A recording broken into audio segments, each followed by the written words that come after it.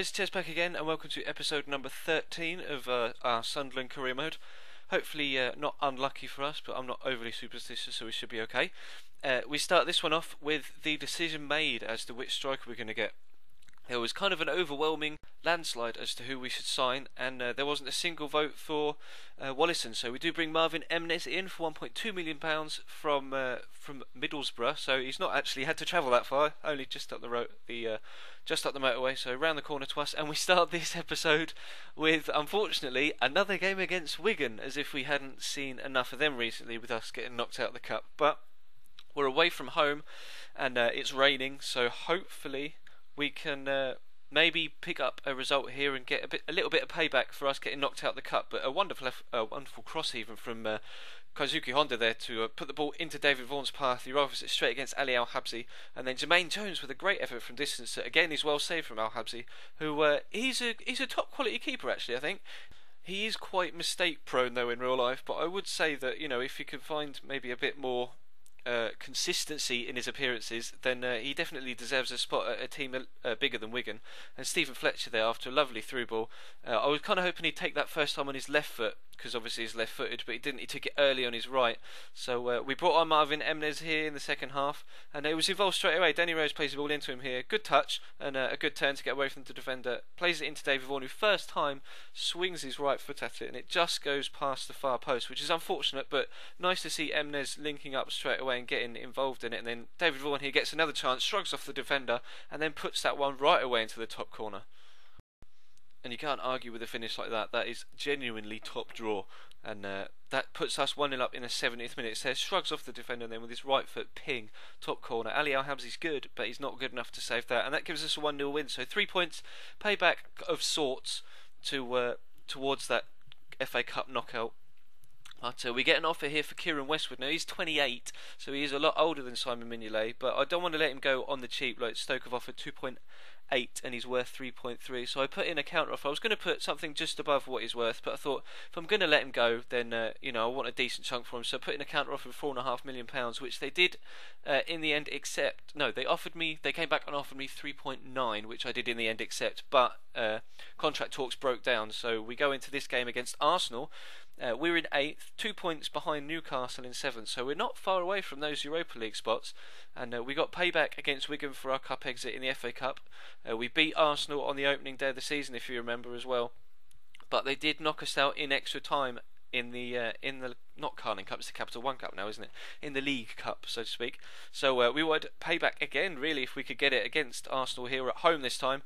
Kazuki Honda gets the ball played in the feet, a lovely turn to get him away from Santi Cazorla, whips it and it just goes wide, but it's a decent effort, and we were creating chances in this one. We in the cup game we got outplayed against Arsenal, but although here we did get completely outplayed again, and Olivier Giroud puts them 1-0 up in the 27th minute. But I felt more confident this time that we could, it felt more like the league game, the previous league game, than the cup game. So I was confident that we could get a result. And Craig Gardner here with a great effort that's well saved from Wojciech Szczesny, and Michel Bastos absolutely scores Danny Rose, plays the ball into Giroud, and Simon Mignolet makes a great save. Giroud then hits the post, and Mignolet gets up from that initial save to deny Jack Wilshere. And he's been, I say it every episode really, Simon Mignolet has been absolutely vital to our league position and to the amount of results that we've been getting.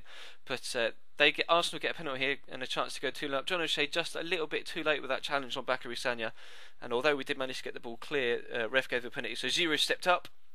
Mignolet again, what can you say? Absolute hero of a keeper for us so far, keeping us in this game at 1-0 down at half time.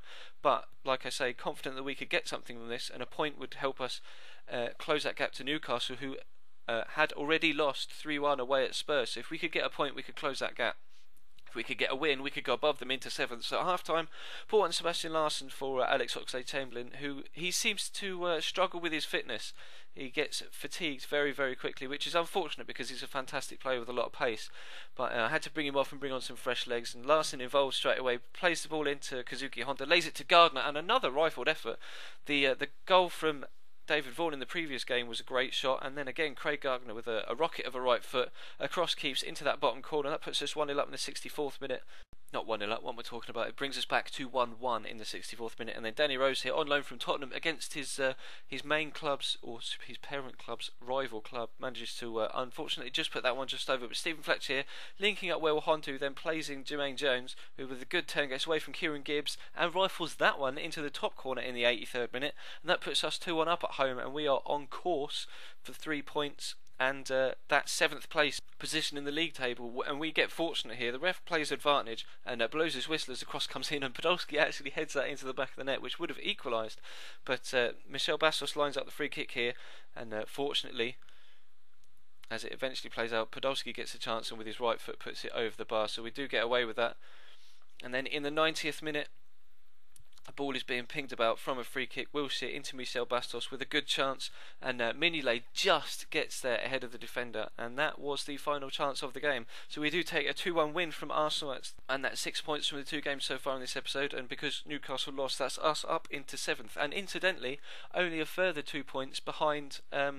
Only a further 2 points behind Arsenal, who are on 41 points. We're now on 39, I think.